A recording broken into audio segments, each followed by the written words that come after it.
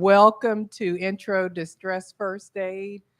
At UVA Health, we just been thinking about what can we do out in the community to help with mental health, to help take away the stigma attached to it, especially in our communities. So this is just one thing that we're putting out there and want your ideas and suggestions on other things we can do. But we're very pleased to have Juan Wade here to do our first Intro to Stress First Aid session. And introducing him is Rebecca Kendall, who is Director of the Community Mental Health and Wellness Coalition. So Rebecca, if you come on up, please.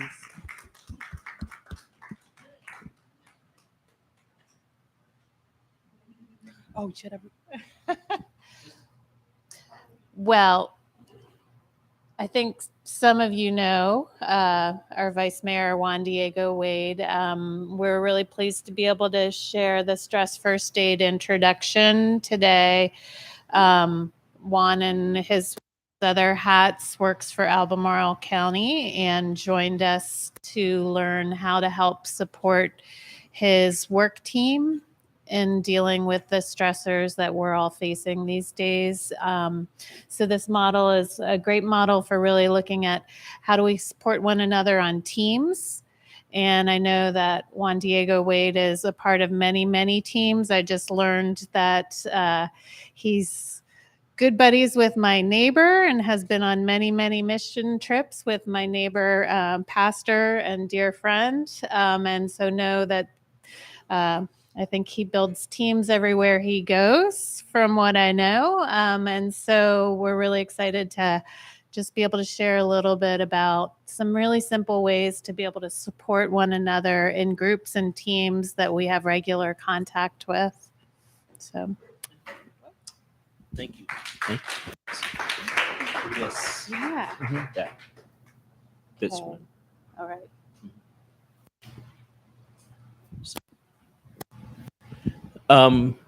Good evening, everyone. My name is Juan Diego Wade. It's good to be with you all. And so I got involved with stress aid, first aid training because it was introduced to Albemarle County Social Services. And Diane and I, we work with social services. And when I learned what it was about, I felt it was really would be good for me because just I know a lot of you all in this room, you all are kind of the caretakers for many in the community, many people in the church. And so a lot of people come with you with their burdens. And sometimes it's people in the community. A lot of times it could be your family members or kids or something like that.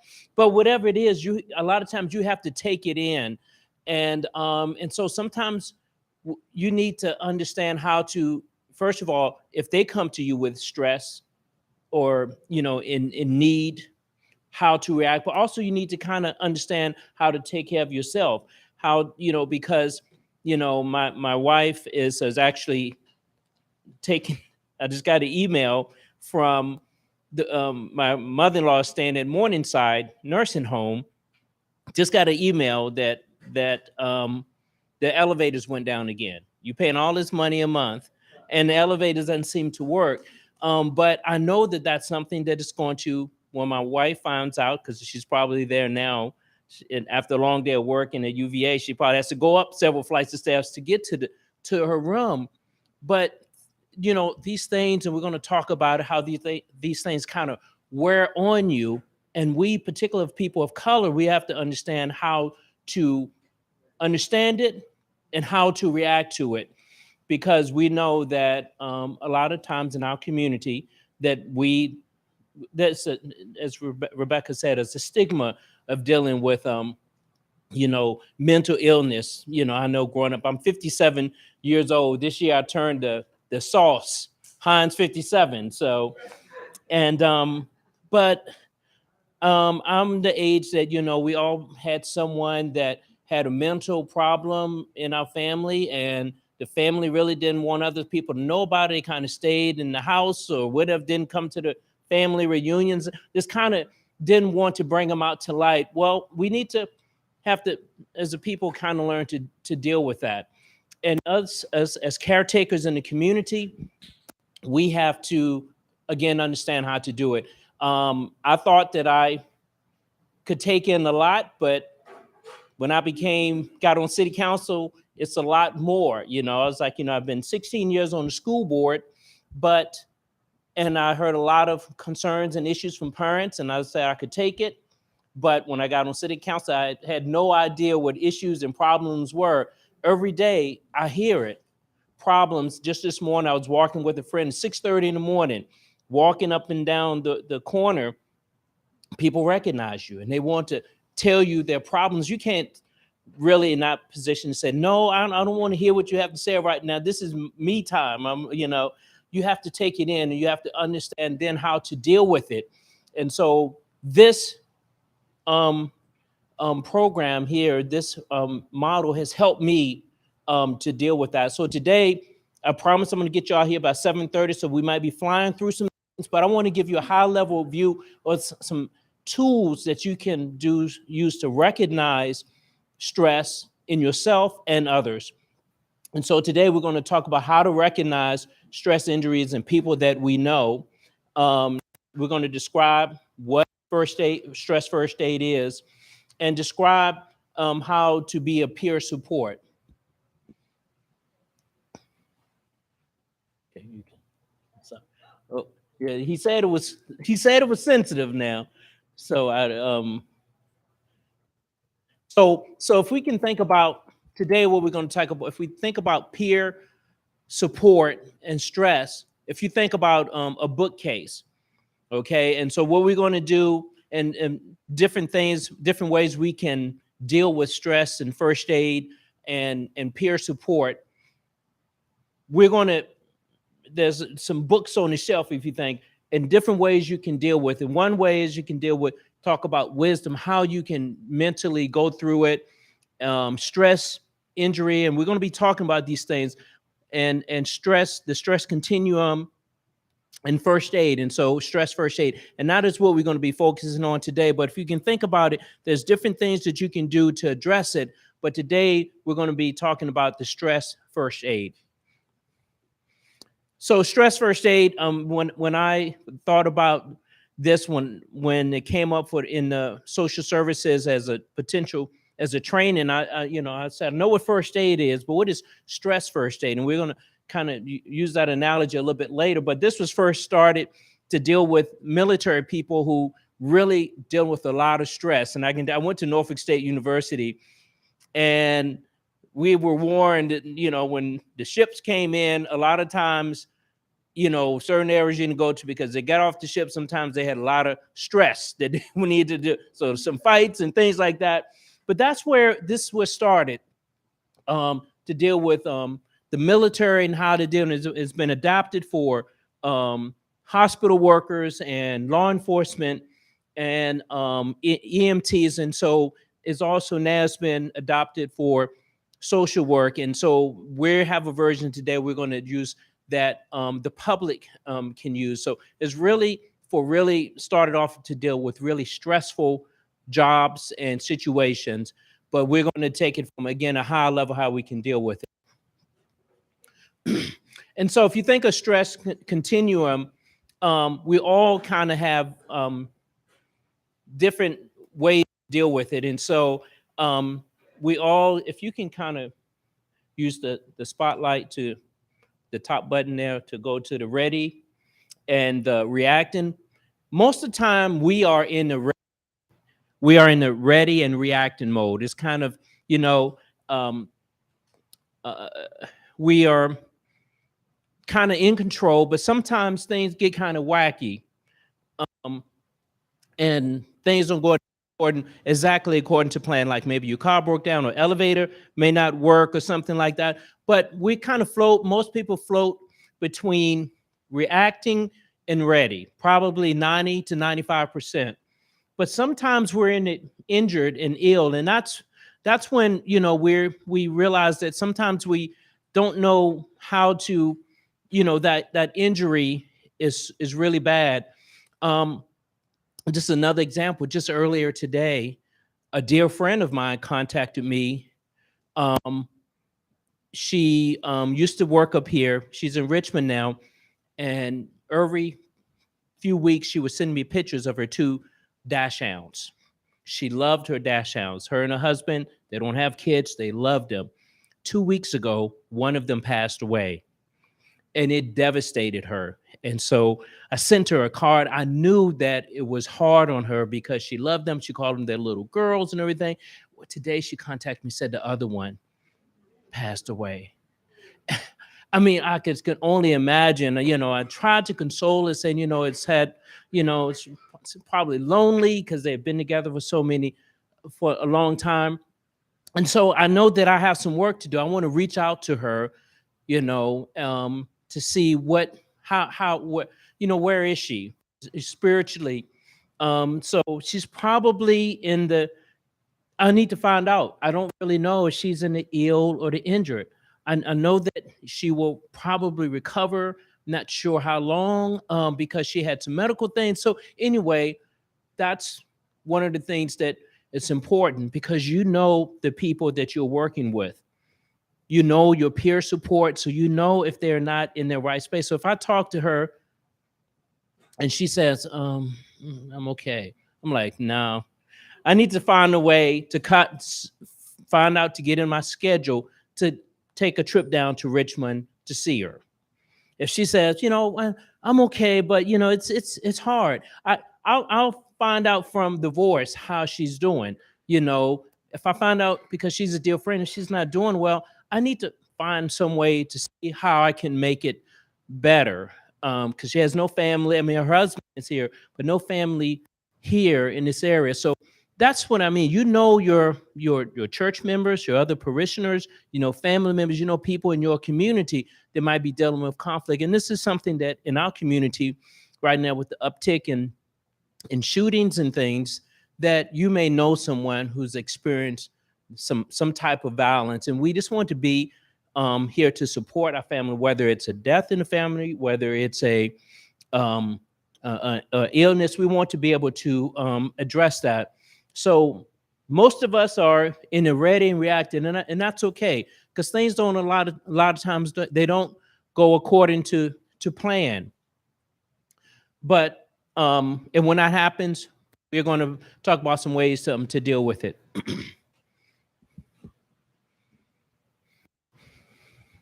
So when we talk about the source of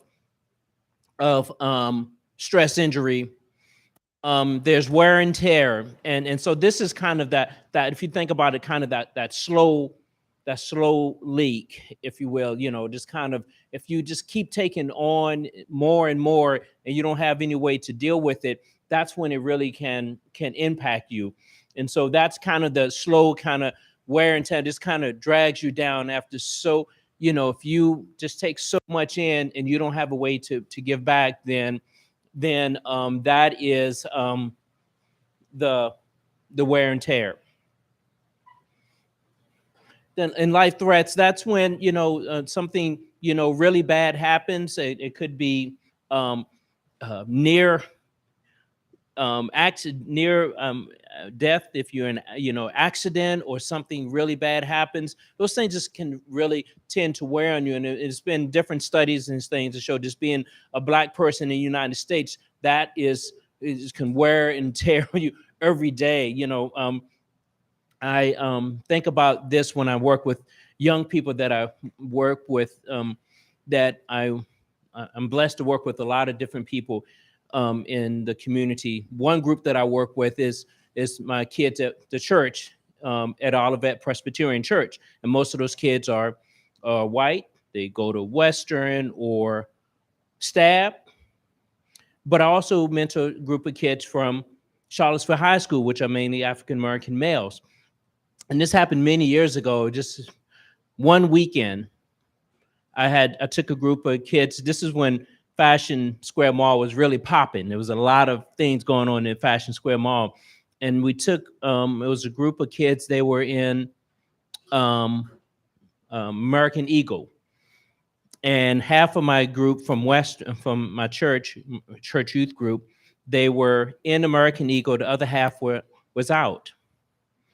And so I'm there as the guide. My main goal is always to bring them home safely. And so they're in there. they're looking at a coat or something, and the kids bring out the jacket to the kids that are outside in the mall to show them the jacket. And I was like, no, you can't do that. You can't take the clothes outside there. The alarm going to go off. And the manager came over there and said, that's okay. It's all right. We see them. The next day, I'm with my African-American boys, and we were in, CVS, I think, and we're just picking up some drinks or something, and we're being followed. And the kids, they know this, they see this, and he's like, Mr. Wade, why are you following me? I'm not going to steal anything from me. And so I'm just imagine how that makes one feel every day of their life, just assuming that they're going to do something. That is kind of that's actually something that more wear and tear. But that weighs on you after, I'm 57 years old, and as far as I know, it's been that way. Even as I've been pulled over as an elected official for driving while black. So doesn't immune you from that. And so anyway, and this is actually my friend here. And many of us may have a family member or someone in a sphere of our influence that, may have passed away. It's tough, particularly if you've seen and been with that person for years and years and they're no longer there. That's a loss. It hurts. And a lot of times we have ways to fill that up, but it's a loss and it hurts. And the other one is inner conflict. And we may have this if we see some bad things going on and we're trying to determine how to deal with it, what to do with it. And I had a good example of that, but I can't think of it now. But I think we can think of times when we have, we have to decide whether we're going to report someone who may have done something bad or just leave it alone. I know what it was. So this was a while back. You'll know about it. So I'm in Walmart parking lot, and so I'm taking the cart back in the corral, and a cart there has, under it, someone have forgotten a VCR and dual VCR and CD tape. And so that's tell you how old it is. But back in the day, I was like, so my inner conflict was I could just slide this in my car and no one would know. I would have to explain it to the missus, but or take it back in, right? I ended up taking it back in because someone told me with my luck, every time I watched it, it would have chew up my, but those type of inner conflicts, sometimes that can draw on you, particularly if you're in a situation where you see different things on a more regular basis, it can really draw on you. And so there's different studies in that shows that, that stress, we need 5 things, to kind of be whole. And one is a sense of safety. And that's where, me as a city council, that is one of the things that I really strive for. When I was on the school board, that was my goal as well, that before we can educate the students, they have to be safe. But we have to feel safe before we can do anything else or thrive in anything else. You have to feel safe and the ability of calm. You just have to have a sense of like, when you lay down your head, that you can kind of have that woo-ha moment, and we have different ways of dealing with that. One of the things that I do is that I crochet, I knit. I love to knit. That just kind of brings it down a different level for me. And when my daughter was younger, she's 20 now, that would calm her down too, because I would crochet and she would be in my lap, and that motion would put her to sleep, put me to sleep sometime too. But But so you find different ways to get you into that space.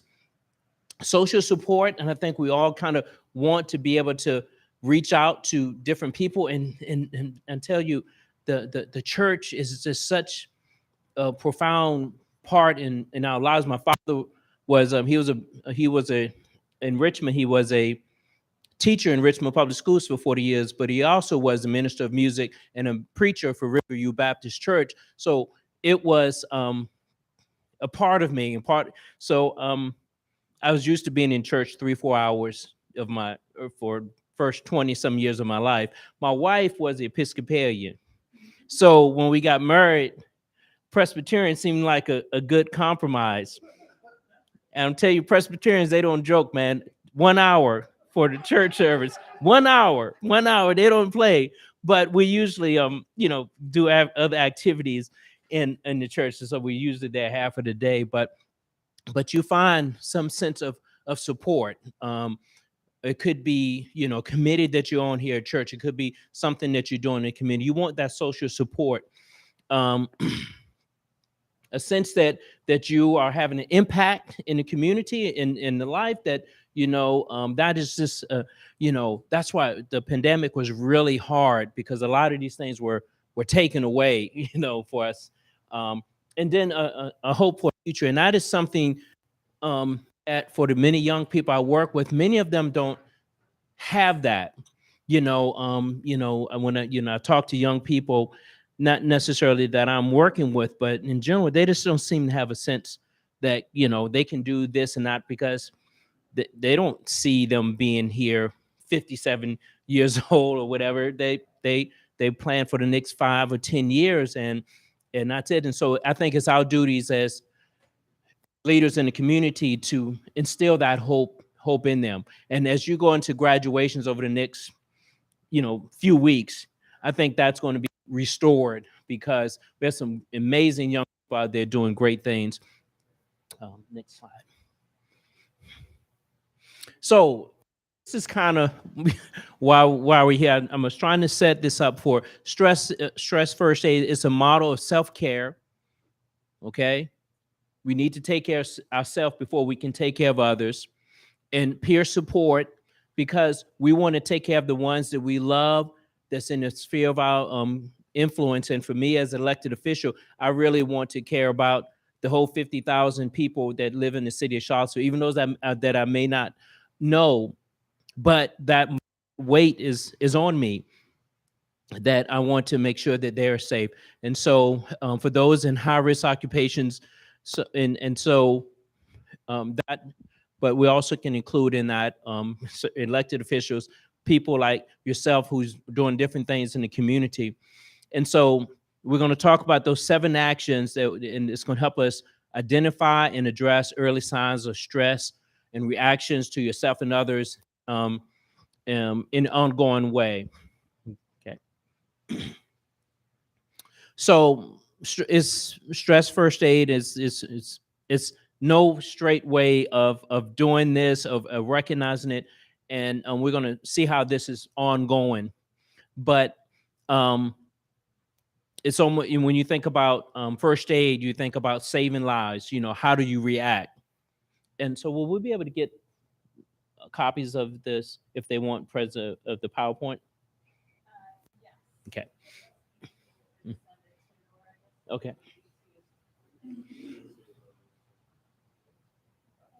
Someone asked for it. Okay. All right. The next slide. So if we think about first aid, the first thing that you want to do, if you think of first aid, when I was taught first aid, Diana, we probably taught it several first aid, CPR a lot of times in the county. You go up to someone and said, "Hey, Annie, are you okay? Are you okay?" You just want to see how they're doing. You just want to check to see what if they're in stress. And so if they're taking a nap, they're like, "Why do you wake me up?" They're like, okay, they're cool, you can move on. But if you find out that they need help, you need to react. And so if we think that's how you want to check and coordinate, and for someone many of us, we do this every day. We call our family and friends and those in the influence. I love this thing. One of my interns a few years ago taught me the marvel of texting. And so I text, I text individuals, I do a love on, check on. I just send them a quick text and say, how you doing? If it's young people that just in college and high school, I don't want to stress them out too much. So I don't say, what are you doing? How's school going? I said, why don't you catch me up on what you're doing?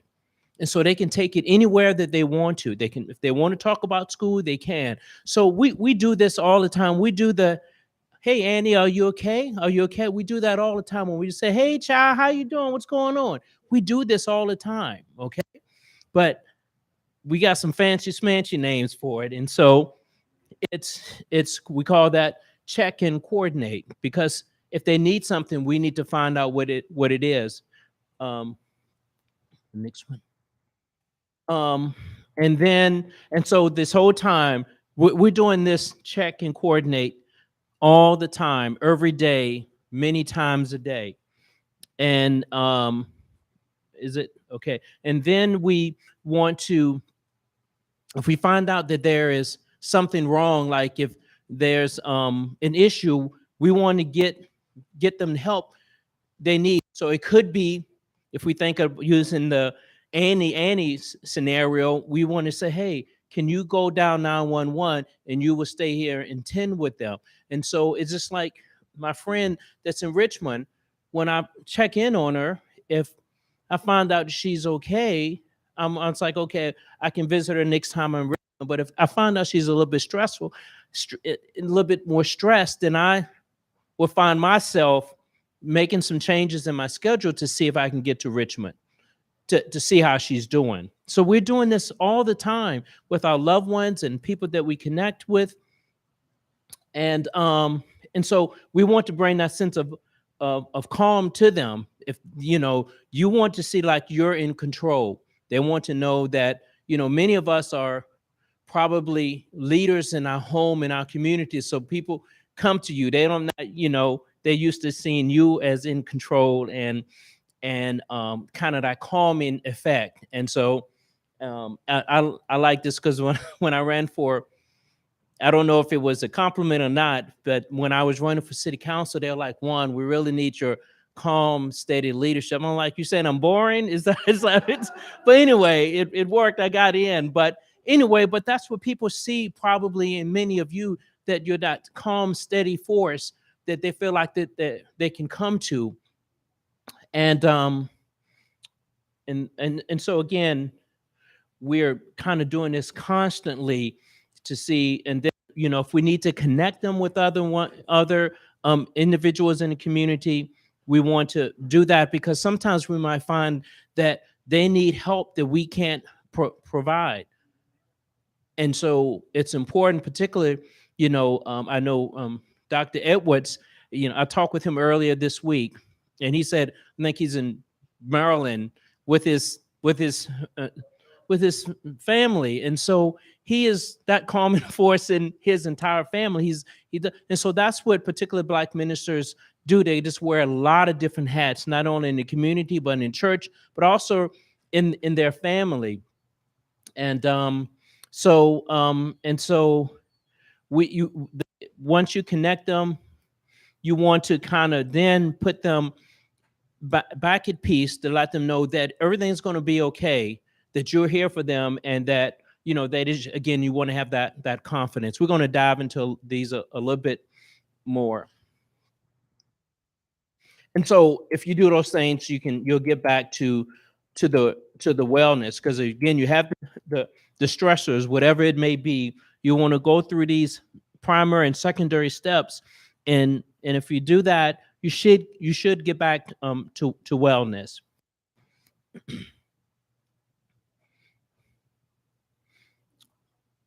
Okay, so we did this, the continuous aid, and this is so important. I do this a little bit more, the check and coordinate, or what I call love on, check on, with students during this time of year, college students. It was probably been a couple of weeks ago when they were doing their finals. Just get really stressed out. And so my day job is I I do career services for the county.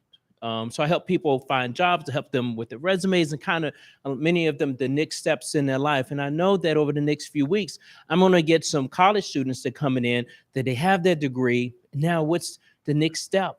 They're going to have a lot of expectations that they get a well-paying job and move on, but it may take them a while. And they're going to start getting stressed because maybe their friends got that good job and they didn't. So, I'm prepared to deal with those parents. I mean, those students.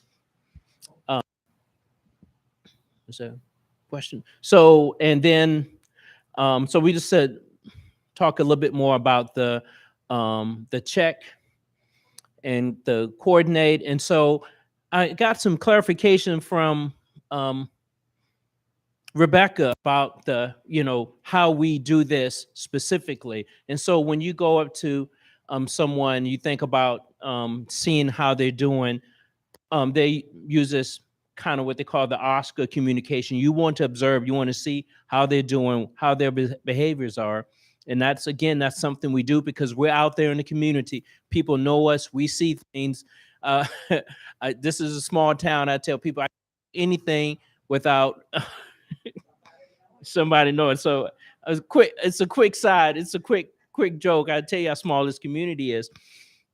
Last year, I was leaving home for breakfast. Leaving home. I told my wife Claudette. I said, I'm gonna pick up lunch.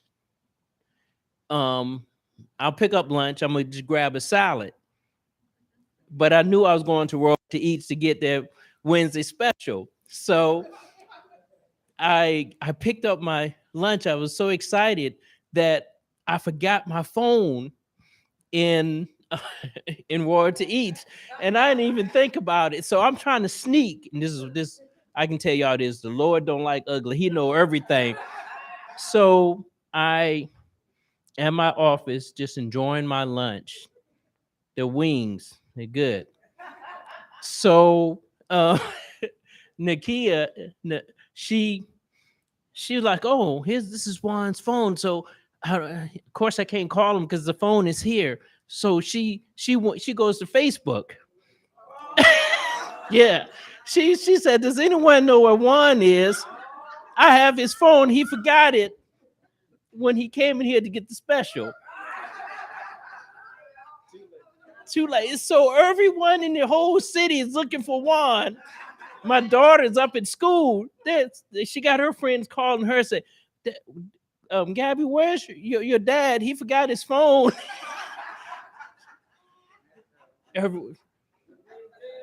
People know.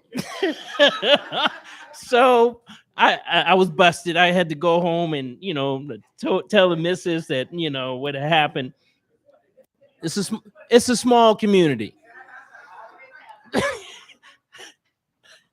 All right, sound lost where I was. So observe. So when you're going up to individuals, you want to find out how they're doing. So you check and say, "How are you doing?" You're observing. You want to say, "Are you okay?" That's the statement observation. If they're not, you say, "Well, I don't think you don't look okay."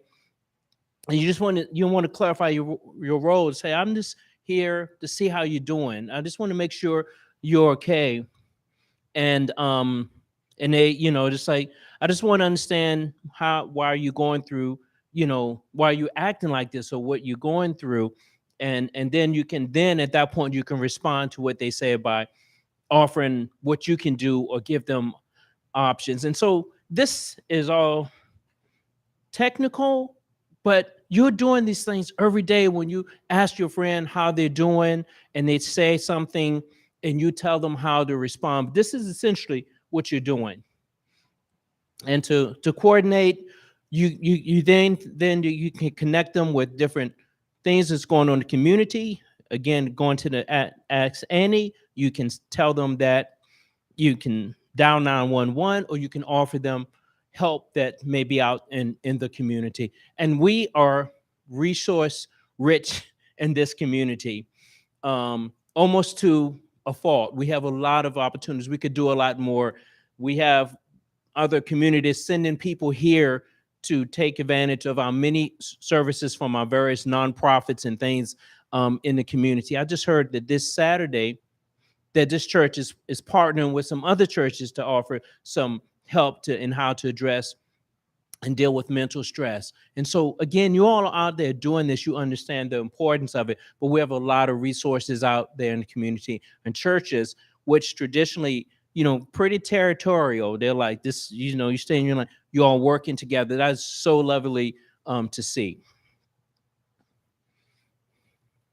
So this is a time when y'all can chime in. I think we have some microphones there. If you can think of some times when ways to check in with someone that you may know and how they're doing, different ways that you all may do. Anyone want to share some ways?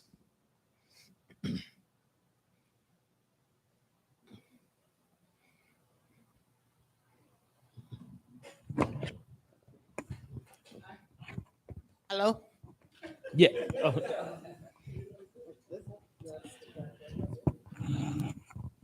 Hello? Testing.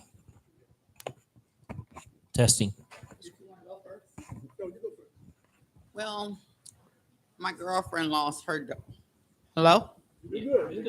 My girlfriend lost her dog on Sunday. You say lost her Well, dog? Yeah, well, she had to put him down. Oh. And I called her Mm-hmm. and I said, how you doing? And she just started crying. I said, what's the matter? She said, I had to put my baby down. I said, why? Well, we knew that he was blind. Mm-hmm. He had a limp in his leg. He couldn't walk.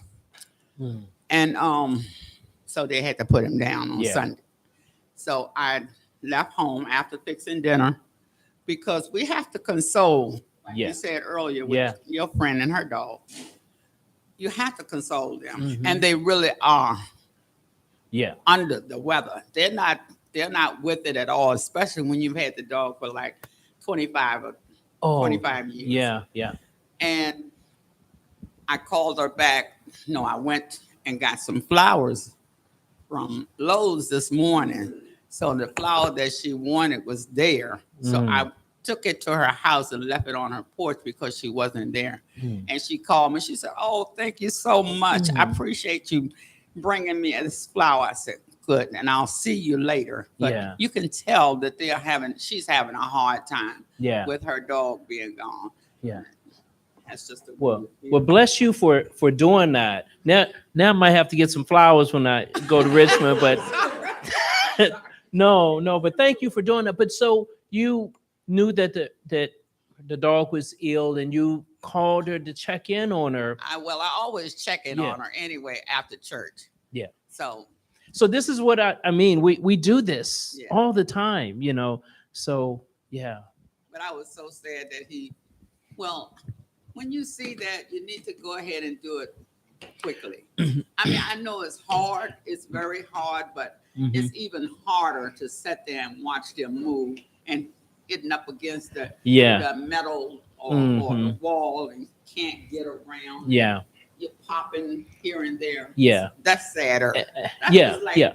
older people. Yeah. When you see that there's something wrong Yeah. and it's nothing else, you pray Mhm. for God to do His will. Yeah. Yeah. Yeah. That's what I'm mainly do. Thank you. One, actually, I was going to comment first with Clara's remark is that I've had occasions where I've known someone that I care about has lost a pet, and I'm not a pet person. Mhm. And I had to find empathy because I had to realize what the pet means to her or him and get there. And not because of my own personal experience, but because it was their experience. And that's sometimes, the last thing you need to say, oh, it's just your dog. I mean, you don't do that. I mean, but you need to find a way to find empathy, even though it's not your own situation. But what I actually took the mic for, Juan, was to say that sometimes, though, checking in on people can be hard because a lot of people don't want people in their business. Yeah. So what I have found, I've done it both ways. I've stepped in and been a little too mouthy, and I've been told to mind my business and Yeah. sometimes nice words, but not always. And other times, though, what I've done is I've just sat with them. Yeah. And sat with them until they were ready to say something. Yeah. And when they said something, that was my way in. Yeah. But for me to assume that I can see you are troubled, Yeah. sometimes for a person who may not feel as close to you as you feel to them, Yes. will call you out about that because it's like, no, ain't nothing wrong with me, you know. Yeah. And especially with guys, you know Yeah. how we do, right? Mhm. So it is, yeah. Sometimes, and another thing is too, in no situation I can speak for men. Yeah. If you're going to check in, get them by themselves. Mhm. Don't do that around a bunch of other guys, or around a bunch of other people, because they don't want to be singled out Yeah. as if they're weak or whatever it might be. So it's some things you learn along the way. Yeah, yeah, that's a good point. Like if you watching 4 or 5 guys watching a basketball game, and someone may not seem as into the game as others, and if y'all not really a tight group of guys, and you say, "What's going on?" You seem kind of sad, so, you know, and they may not say, they may say everything is okay, but you know, because again, this is all about closeness, proximity, and you know, that's something you can follow up on later. But again, you know these individuals, and you know that okay, that they close knit, they close, you know, with their information. And what I just told you about Charlottesville being a small community, that can cut both ways. That, you know, just like I know that if they think you mouthy, they won't say it because they know it'll be round town, you know, before. So you really have to kind of know the individuals, and so it sounds like you all know this, and you're taking those approaches. Any other examples, people? Yeah, Oh. I was going to speak to Oh, I'm sorry. exactly kind of to what you said about knowing people and closeness, because sometimes you can be physically close to someone and you're a world apart. Real quickly, this lady I work with, she was a very stoic person. Her mannerisms didn't change much. She'd come to work, leave, come to work, leave. She didn't smile, very introverted, so she didn't talk to people a lot, right? She had some horrific and gruesome things personally going on in her life, but it never changed her the way how measured she was, right? Did you know? I knew her. Okay. Knew her, right? Well, I know her now. Mhm. So one day she just got to her boiling point, right? So she comes to work that day, and throughout the day she knew that she was ready. She was going home that night to commit suicide, right? She knew it was going to happen. But because she was the way she was, people around her knew her to be the stoic, introverted person that never spoke. So when she was that way that day, no one thought anything, no one said anything. But someone walked by her and noticed that the look in her eye had changed. It was not the same stoic that we're used to seeing. Something was off about her that day, and the person paid attention to her just enough to say, "Hey, how are you?" And she just busted out crying because while we were so used to not speaking to her, she was so used to not people not speaking to her. So maybe I oversimplify it, but paying attention to people and speaking and just saying hi and knowing people's names. And you know, you're not going to remember everybody's names, but Dale Carnegie wrote this book in the 30s called How to Influence Friends or How to Win Friends and Influence People, right? Yeah. And one of the principles he talks about is just saying hi, taking the time. And Americans, that's not what our culture is about. It's an I'm going down a rabbit hole now, but we are an I culture that goes this way every day. Yeah. But sometimes I can go this way. Hey, how you doing? You know, to the janitor, to the grocery bagger, not to just the vice mayor and the police chief and the important. All right, I'm done. Yeah. I'm sorry. No, thank you so much. That's an excellent point, because what we're talking about, if we think about our groups that we may work with, or either in the church or in our areas, at our jobs, individuals know, someone may know someone else a little bit closer than the others. And so if you think about the group work that you work in, it's, you know, someone may notice that change, that sparkle or no sparkle in their eyes. So that's an excellent point. Did,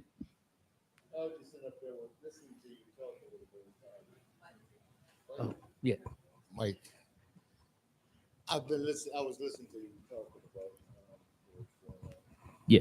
But I know it's a lot of people that I've been around Yeah. over the years who I kind of they just buzz me up or call me, and I kind of just almost like take them underneath my wing and Yeah.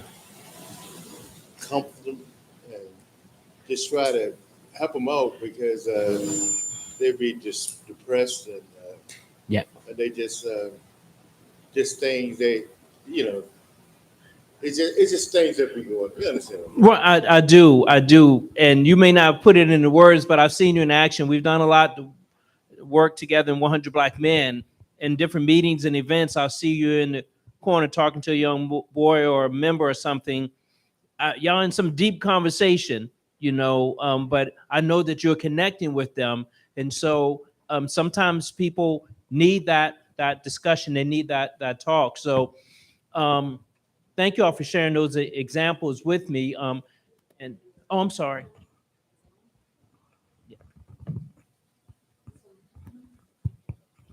Yes, I'll never forget. Must have been about 20 years ago. I went to a conference in New York City, and I smiled at this lady. And it was about 3 blocks down. I found somebody patted me on my back, and I turned around, and she said, "You must not be from here."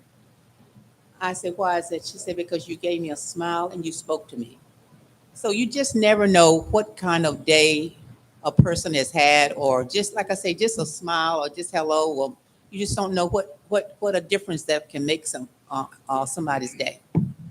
Yeah, I think that's something that that we do to make a difference in people's lives, and that they could be having a bad day, and they're like someone they do care about me. I am making a difference, and we have one of those that's going to talk about that as we kind of go over these different parts of the stress first aid. When we talk about recover and the calm, can you the calm?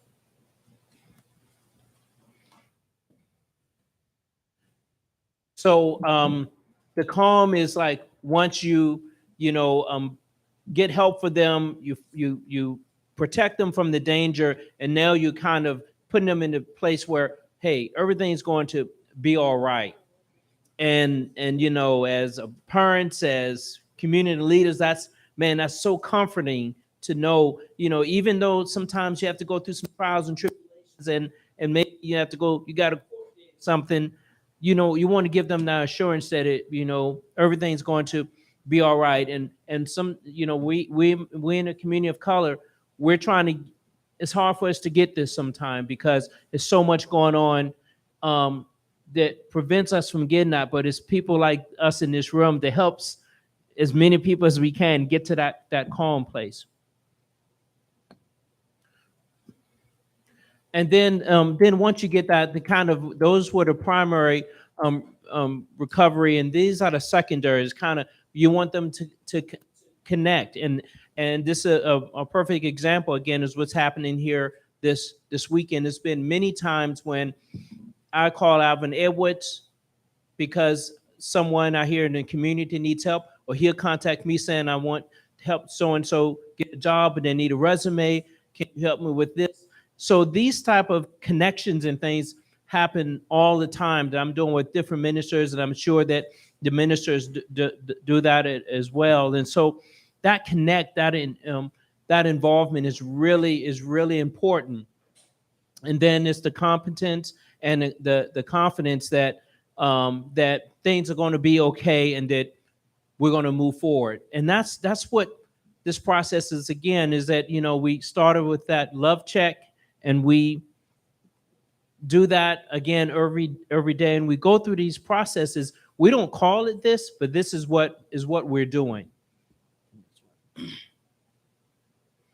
again, so this is what, it's continuous. We're going through this. And so that is the end. I think you had some questions, and then Rebecca is going to finish with a few comments, right?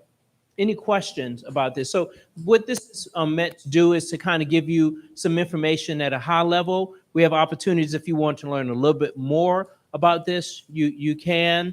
But just in general, do you have any questions or comments that you'd like to make? One of the things that I think happens sometimes is that when you get to the place that you see that a person needs something, one or two things. One is we may not always know where to send them to, and the second issue is that sometimes they're not capable of carrying that out for themselves. Okay, so I found in some cases that I will say to them, I'll tell you what I'll do. Let me find out what's available for you. Yeah. And I'll get back to you, and then I'll be there with you when you make the call or whatever. Yeah. Because sometimes they're too much in their stress, quite honestly, to be able to see beyond where they are in this moment. Yeah. And so being able to help them navigate that by saying, I'll take some of this off your shoulders right now. I'm gonna give it back. Yeah. I'm gonna take some of this off your shoulders so that you can be able to feel a sense of calm. Right. And this wasn't a setup, because in a few minutes, Rebecca's going to go over some resources that we have in the community. And I've been around. Actually, she told me all about that. No, Oh, I'm kidding. I'm kidding. So, and I'm fortunate that I've been around for so long. I'm one of those, a little background. I grew up in Richmond, big family, 5 brothers and sisters, went to Norfolk State, came here for grad school in 88 into 90, met the missus. And one of those that just couldn't leave. And I've been involved with the community since then and been on practically every board and everything. So I know a lot of community resources. So I'm able to direct them to here and there. And because I know a lot of people like Alvin Edwards and others, that we are able to have this network, but we're not always going to be around. And so there are resources and things in this community that, we don't expect everyone to do this. I mean, it's just the grind of every day is enough, and you shouldn't be expected to be in different committees and things like that. But it's important that that, like now there is it 988 you can call for, we want to get that in the mind, just like people have 911, that if you need some resources for mental health stress, you can dial 988. And they are able to, with that number, tell you about different resources that's in your area. Good to know. Any other questions? Yes, stress through family is hard because they don't want to hear what you have to tell them. You see them struggling and and you're trying to give them some input, and they're like, who are you? You just a child. You can't tell me. Yeah. But how do you reach that? How do you try to get them to listen to you? Yeah. So dealing with kids, it's tough. And so, this is this recommendation that I have as a father of a 20-year-old, because my daughter came home from school last week, and she started her internship job today. And so my wife was cleaning up the room and everything, and we know that like as soon as she get here, it's not, it's going to be a college room. And so we don't let it bother us. You know how we deal with that? Thank you. Shut the door. so that usually just like, but now you shut the door. So, but it's there are some things I know that you. She's talking about adults, older people. Yeah. So So if you have siblings that won't listen to you, what you have to do is just kind of maybe, and you've tried to we probably have some siblings or cousins or whatever that over the years that keep making mistakes, maybe getting in bad relationships, keep losing money or whatever, and they just won't listen to your advice. What you have to do is just kind of be there to support them. Maybe not financially, because you're just like, well, you're going to give it to the person or whatever. So you just gotta, just kind of be there and maybe let them know about some resources in the community. But you always want to, love them and hold them. That's what my mother-in-law always says about family members. It's hard sometimes, but if we're in that space, that's what we want to do. We want to be there to support them. If you want to just sometimes you got to get to the point where you just got to cut them off for your well-being, then sometimes you may have to do that. So, yeah. So we have a few minutes left. I want Rebecca to go over some resources that.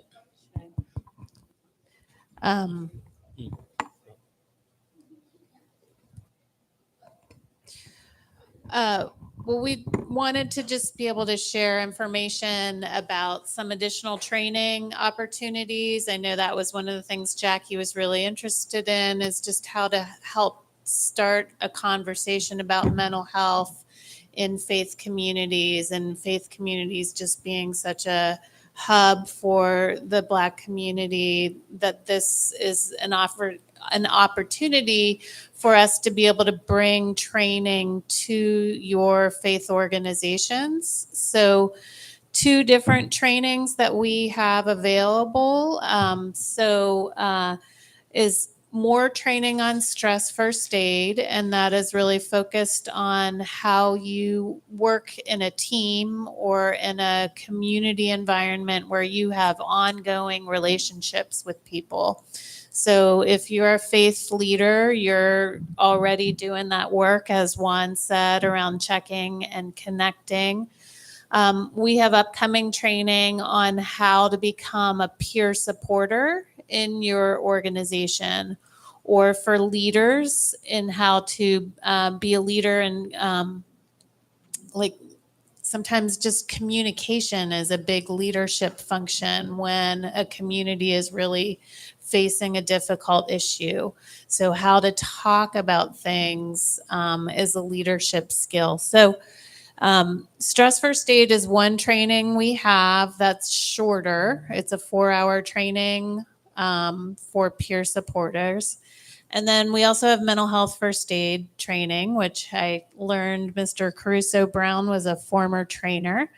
And so that is more focused on helping to understand mental health diagnoses, helping to understand sort of what are common different mental health challenges, anxiety, depression, and then other concerns like serious mental illness. That is and then how to respond in those situations. And that's a longer training. That's an 8-hour training, but it can be divided up potentially into multiple 2-hour sections or 2 4-hour sessions. And these trainings are all free and available. So the mental health first aid training is offered by Region 10, and I have a flyer up there.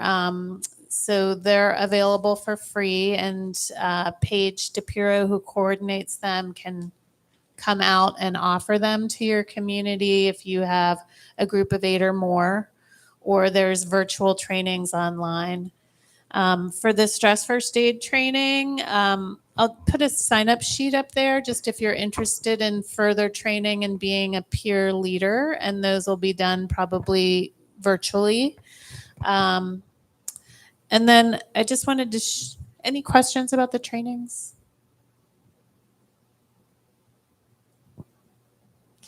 I just wanted to share information about resources. I know Juan talked about 988. 988 is the Suicide and Crisis Lifeline. So it has been launched all over the U.S. to be similar to 911, a number that you can call anywhere when people are in mental health crisis. I have magnets up there on the table.